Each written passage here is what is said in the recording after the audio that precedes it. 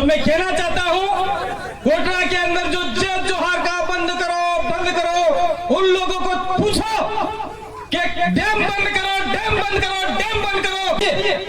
लेकिन जो आपकी जमीन जा रही है, आपकी जमीन का सौदा हो गया है, आपको बेघर कर दिया जाएगा, आपकी संस्कृति से खत्म कर दिया जाएगा। आप उदयपुर के पास में जाके, गंदी नाली के पास में जहां टट्टी पिसाब जाता है, वहां जाके रहना पड़ेगा, तंबू ताड़ के रहना पड़ेगा। तब बच्चों को कहां पढ़ाओगे? कौन से घर में सोओगे? कहां जाओगे? यह विस्थापन होता है। विस्थापन का दंश हमने डूंगरपुर वालों ने भी झेला है, बांसवाड़ा वालों ने भी झेला है, आपके कोटरा वालों ने झेला है। पूरे देश के आदिवासी आज विस्थापन का दंश झेल रहे हैं। वो घर से बेघर हो गए।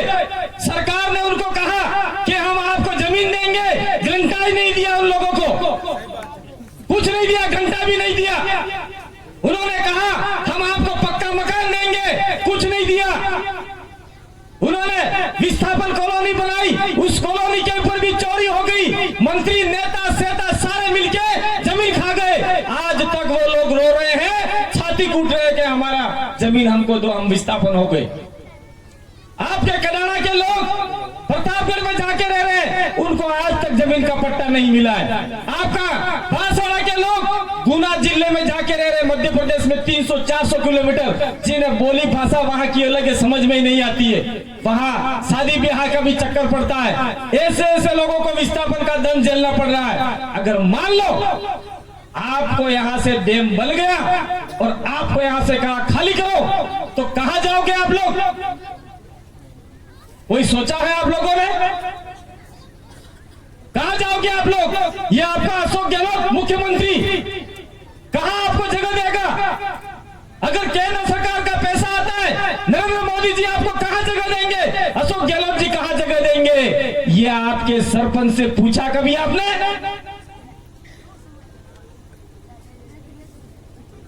ई भी नहीं हलवाना है, फूटी कोड़े नहीं हलवाना है, 1 इंच जगह नहीं हलवाना है। या तब के जो हो, कौन बचाने आएगा आपको? ये हमको सोचना पड़ेगा और इसके पे मंथन करना पड़ेगा। अभी बबीता भाई हमारे बता रही थी, संविधान का पाठ पढ़ा रही थी आप लोगों को। उस जजमेंट में यह भी कहा गया है कि आदिवासी इलाके में 1 इंच जमीन केंद्र सरकार की नहीं है, राज्य सरकार की नहीं है, किसी व्यक्ति की नहीं है। तो तुम्हारे बाप की जमीन समझ के इसमें डैम बना रहे हो, यह आप लोगों को सरकार को कहना होगा। ये जमीन हमारे बाप की है, हम 1 इंच भी जमीन देने वाले नहीं है।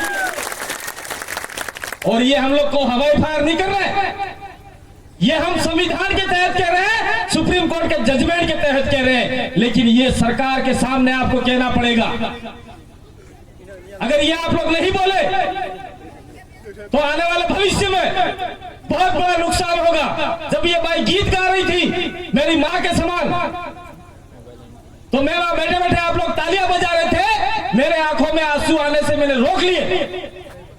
ये आज गीत गा रही है अपने समाज को बचाने के लिए, अपने भाइयों को तैयार करने के लिए, अपनी बहनों को तैयार करने के लिए। उनकी क्या पड़ी?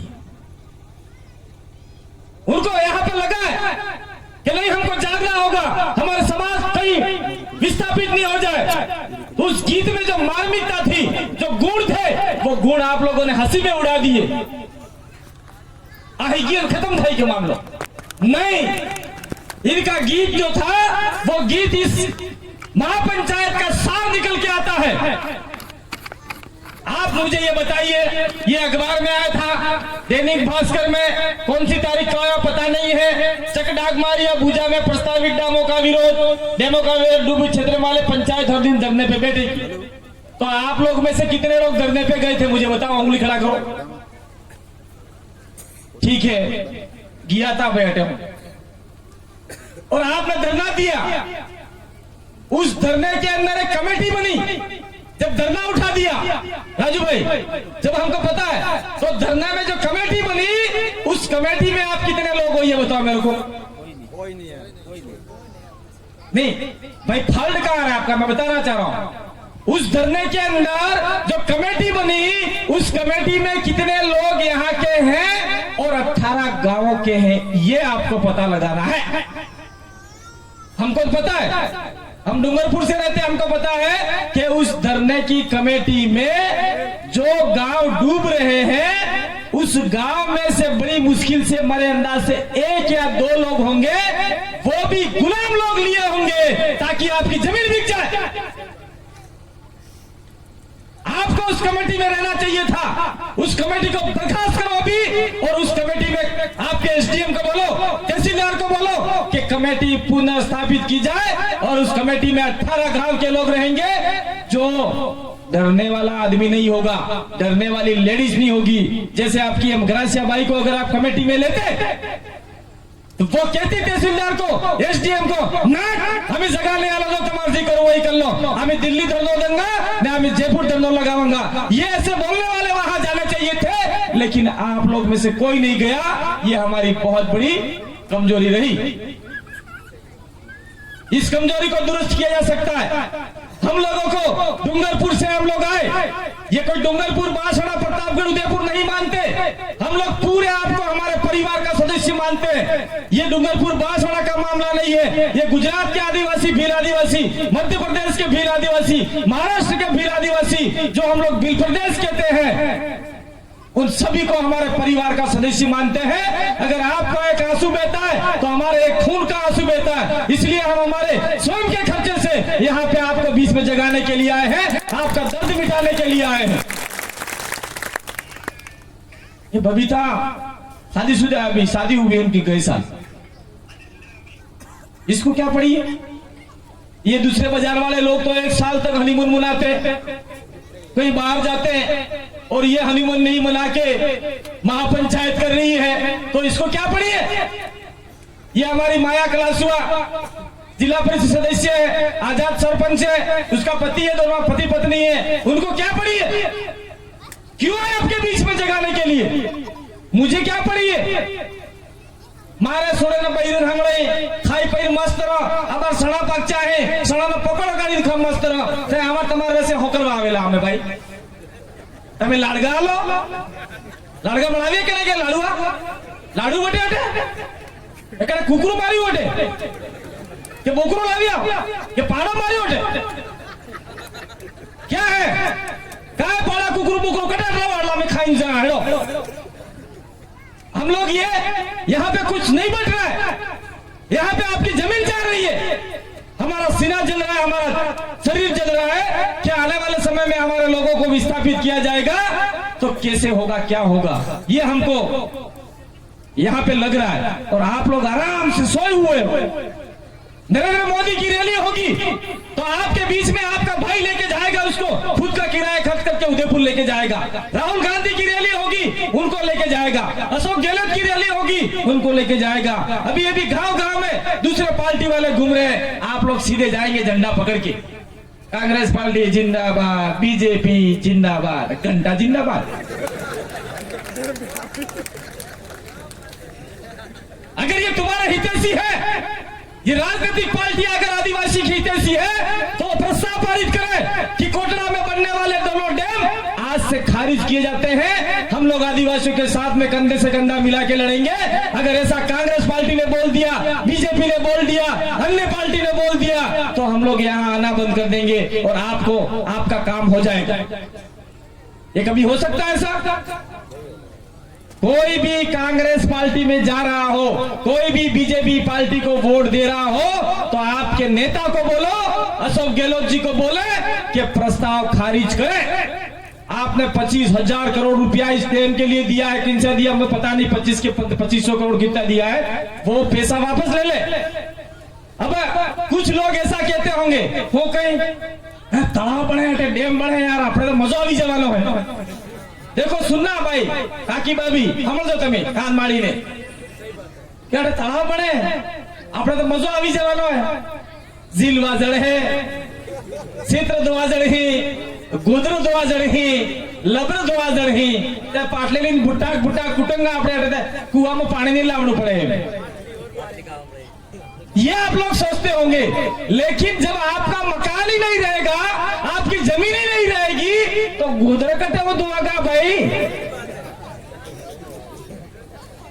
ये जो पहाड़ दिख रहा है वो पहाड़ दिख रहा है, उस पहाड़ से उस पहाड़ 1.5 किलोमीटर लंबी पाल बनेगी और कम से कम उसकी हाइट होगी और उसका पानी जाएगा जवाई डैम के अंदर, जो पाली जिले में, सुमेरपुर पाली जिले में घुमा के ले जाएंगे और वो पानी रेगिस्तानी इलाकों में जाएगा, बड़ी बड़ी सिटियों में जाएगा, पाली जिले में जाएगा। जिले में कौन रहते हैं? कोई आदिवासी रहता है उधर? नहीं, कोई रहता है क्या? कोई बिल रहता है उधर जाके? कोई रहता होगा तो किराए से रहता होगा, कोई कमरा किराए लेके खाली पढ़ने के लिए कोई नौकरी करता होगा तो रहता होगा। आपका विनाश करके, आपको खत्म करके, आपकी जमीनें लूटकर वो पानी ले जा रहे हैं, जालोर पाली कहां ले जा रहे हैं। इसलिए आपको विरोध करना होगा। अगर पानी ले जाना है तो एक नाला बना दो, उस नाले के सहारे सहारे जवाई डैम में चढ़े नहीं चढ़े वो हमारा काम नहीं है, सरकार जाने कैसे पानी ले जाना है, लेकिन हम डैम के लिए 1 इंच भी जमीन नहीं देंगे, यह आपको कहना होगा। और हम लोग कोई हवाई फायर नहीं कर रहे, हम लोग संवैधानिक तरीके से इस लड़ाई को लड़ेंगे।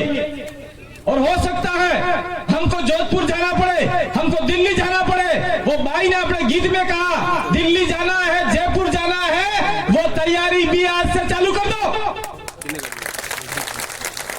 और मैं राजस्थान सरकार को कहना चाहता हूं, कान खोल के सुन लो। अभी वर्तमान में अशोक गहलोत सरकार है, उसको हम लोग कहना चाहते हैं, अगर तत्काल प्रभाव से इस डैम को खारिज नहीं किया, उस प्रस्ताव को खारिज नहीं किया, तो आने वाले समय में हम ऐसे चिंतन शिविर 18 गांव के अंदर हम लगाएंगे। 18 गांव के अंदर, हर गांव के अंदर हर आदिवासी को तैयार करेंगे। उसके बाद में हमारा महापड़ाव कोटला जिला एसडीएम कार्यालय के बाहर होगा। एसडीएम कार्यालय के बाहर हजारों की संख्या में आदिवासी होंगे और आपका एसडीएम कार्यालय को फूल बना देंगे हम लोग। ये हम में ताकत है। उसके बाद में हमारा महापड़ाव होगा उदयपुर जिला मुख्यालय के ऊपर होगा, जिसके अंदर गुजरात से हमारे हजारों आदिवासी आएंगे, मध्य प्रदेश से हजारों आदिवासी आएंगे, महाराष्ट्र से आएंगे और राजस्थान से आएंगे। उदयपुर में हम लोग सरकार को बता देंगे ये हमारा रणनीति है, जाओ जैसे रोक ले सरकार हमको। लेकिन शर्त इतनी है, आप लोग पीछे मत हटना।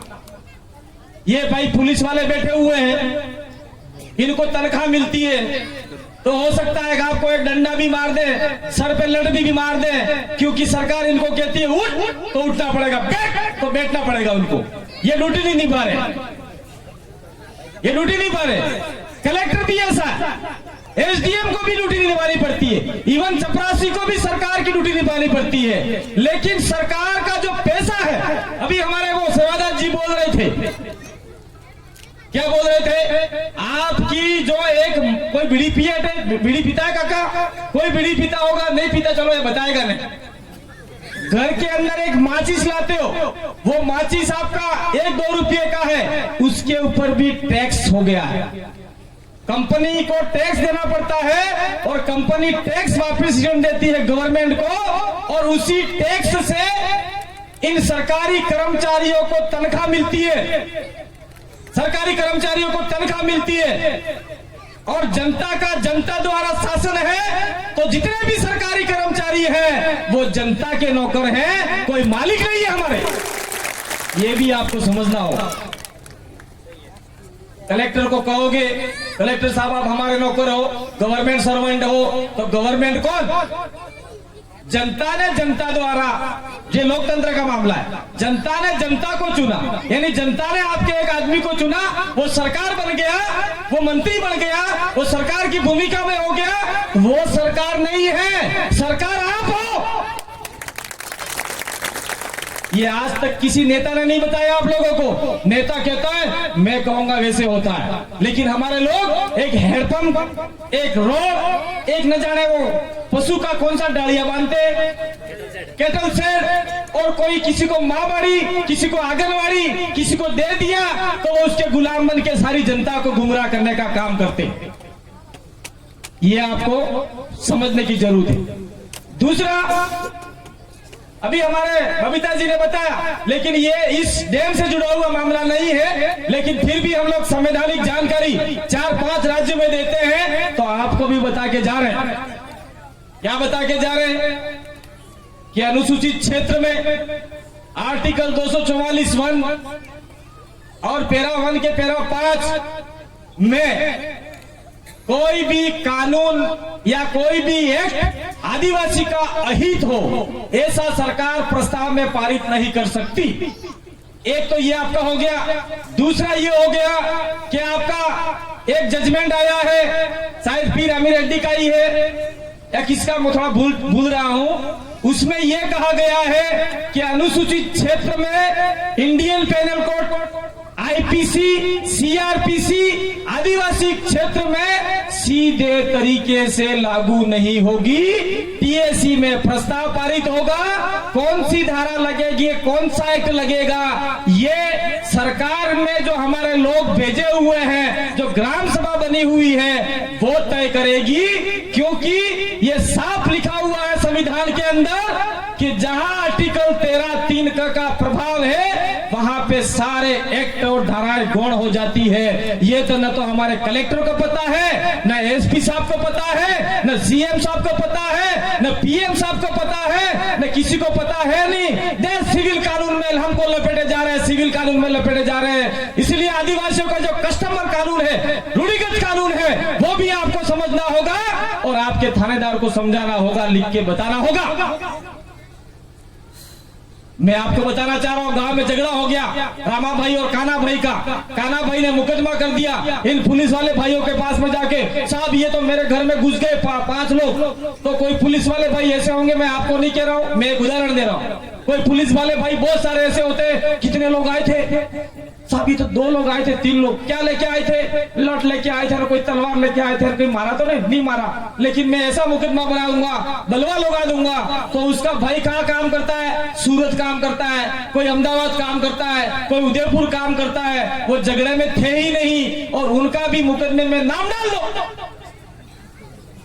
तो 20 नाम तो चढ़ा दिए। ऐसी भाई हमारे बुजुर्ग, बूढ़ी माँ भी होगी जो कभी लकड़ी के टेके के नहीं चल रही होगी, उसका भी नाम डाल देते हैं, ये हमने देखा है। उसके बाद में रामा भाई ने नाम डाल दिए, तो काना भाई को कहा गया, काना भाई आपको भी क्रॉस केस करना पड़ेगा तो ही आप बच पाओगे। तो काना भाई से भी क्रॉस केस करवा दिया। जो लोग थे ही नहीं लड़ाई झगड़े में, उनके नाम भी डाल दिए। बाद में पीछे से अपने वाले कुछ दलाल लोग, न्याटा कादिरा करने वाले, अलग से जाके मिल लेते हैं, पिछवाड़े जाके किसी अन्य पुलिस वाले भाई को कहते हैं कि साहब इसका नाम निकालना है, उसका निकालना है। ठीक है, निकाल देंगे, लेकिन एक नाम निकालने का 5,000 रुपया लेंगे। मैं मिनिमम बता रहा हूँ, 5,000 रुपया लेंगे। वाह, किम भी करो साहब, पर मारो सोरो तो उदयपुर तो नाम काढ़ी जाओ, मारो सोरो नौकरी के नाम काढ़ी जाओ। वो नाम निकालने के मान लीजिए 5,000 रुपये लिए, तो 15 नाम निकाले, 15 तेरिया नहीं, 15 5 75,000। 75,000 तो रामा भाई से ले लिए, 75,000 काना भाई से ले लिए। लास्ट में 5-5 आदमियों के नाम भेज दिए वकील साहब के पास में, थाने में भेज दिए। फिर आपकी पेशियां होती रही, उधर से वकील वालों ने 4-5 साल तक खाया पिया और लास्ट में आपके चप्पल टूट गए, ये धोतियां फट गई। और फिर मजिस्ट्रेट ने बोला कि आपकी जाति पंचायत में फैसला करके आ जाओ, मैं वो मान लूंगा। ऐसा बोल रहे हैं, दूसरे समाज वाले भी बोल रहे हैं, लेकिन हमारे समाज में से अभी हमारे किसने, जगदीश भाई ने बताया था, मिश्रित खून, जिसके अंदर हो सकता है कैसे भी खून आया, छींटे लगे या उसके घर पे जाकर जूठा खाया होगा, वो आदमी हमारा विरोध कर रहा है। तो ऐसे आदमी की आपको पहचान करनी होगी। तो मैं सीधा सट कहना चाहता हूं, व्यक्ति विशेष का नाम नहीं लूंगा, हम लोग किसी के विरोधी नहीं।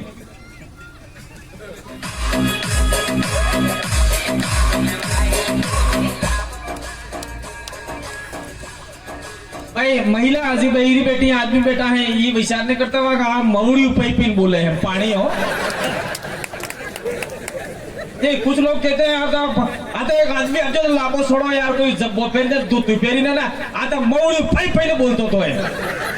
तो मैं कहना चाहता हूं, कोटरा के अंदर जो जय जोहार का बंद करो, उन लोगों को पूछो कि डैम बंद करो, वो रैली कब निकाल रहे हैं वो लोग।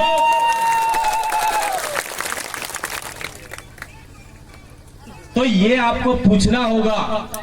दूसरा, अभी जगदीश भाई ने बताया, भाई ये हमारे राजू भाई भी कह रहे हैं और आंकड़े के साथ में कह रहे हैं, हम लोग आंकड़े के साथ में कह रहे हैं। दूसरा, आपका टीएडी विभाग का आंकड़ा आया है, उस आंकड़े में साफ कहा गया है कि यहाँ पे आपका ट्राइबल का फंड बहुत सारे एनजीओ लाके कर रहे हैं, खा रहे हैं, पेट भर रहे हैं, उनके मकान बना रहे हैं। उन एनजीओ को भी कहो कि आदिवासियों के लिए बोलना चालू करे, नहीं तो तेरे पोटलियां लेकर यहां से रवाना हो जाए। कोटरा से एनजीओ को बाहर निकालने का काम करो। इसलिए मैं ये कहना चाह रहा हूं कि उदयपुर के अंदर जो भी एनजीओ का लीडर हो, वो उस लीडर का भी स्टेटमेंट आना चाहिए कि कोटरा के अंदर मांडवा में जो डैम बन रहे हैं 2 प्रकार के, वो दोनों डैम आदिवासियों को विस्थापित करेंगे, वो डैम निरस्त होने चाहिए। ये भी एनजीओ को बोलना होगा। अगर नहीं बोलते हैं तो आप लोग सावधान हो जाइए। मैं एक बात और कहना चाह रहा हूं, एक एक करके बहुत सारी बात हो जाएगी। अभी आपके सामने ये जगदीश पांडे बोला, क्या बोला उसने? एक तरीके से स्ट्रिक्टली बोला, पॉइंट टू पॉइंट बोला। अगर यही आदमी, अगर आपने विधानसभा जो मौत का सौदा करते हैं, मुर्दे का सौदा करते हैं, वो हमारी कस्टम परंपरा हो सकती है, वो पूरे देश में है, हमारे आपके कोटरा में नहीं है। लेकिन जो आपकी जमीन जा रही है, आपकी जमीन का सौदा हो गया है, आपको बेघर कर दिया जाएगा, आपकी संस्कृति से खत्म कर दिया जाएगा, आपकी बोली भाषा खत्म कर दी जाएगी, आपके संवैधानिक हक अधिकार खत्म कर दिए जाएंगे, तो कहां जाके मोताड़ा लोगे? ये समझो मेरे भाई, कहां जाओगे मोताड़ा लेने के लिए? आपको मोताड़ा लेना है, मैं मना नहीं करता, लेकिन मोताड़ा राजस्थान सरकार से लेना है कि हमारी जमीन नहीं देंगे आप लोगों को, यह आप लोगों को तय करना होगा। किसको पूछ के जमीन हमारी ये ले ली भाई? कौन से सरपंच से पूछा? कौन से मेंबर से पूछा? कौन से पंचायत समिति सदस्य से पूछा? कौन से जिला परिषद से पूछा? और कौन से एमएलए से पूछा? कौन किस किस ने साइन करके दिया? लास्ट वाले नालायकों को हम जूता मारते हैं उसके ग्रार के पीछे। देखो, मैं अब शब्द नहीं बोलना चाहता, लेकिन गुस्सा आता है। ये राजू भाई सिरोही आए, हमारे पास में